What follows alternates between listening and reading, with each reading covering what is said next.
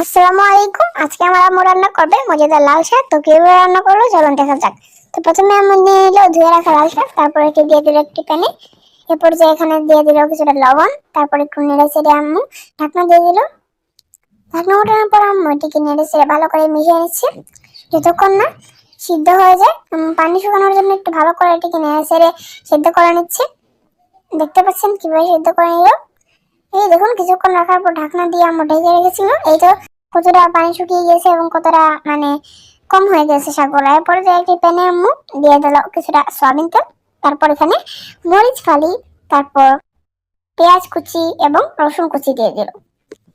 এগুলোকে হালকা একটু নাড়াচাড়া দিয়ে এরপর যে সিদ্ধ করে রাখা যে শাকগুলো ছিল এগুলো দিয়ে দিল।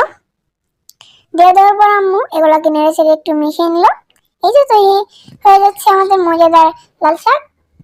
এই তো তৈরি হয়ে গেল মজাদার লাল শাক। তো কেমন লাগলো অবশ্যই কমেন্টে জানাবেন, ভিডিওতে লাইক করে দেবেন।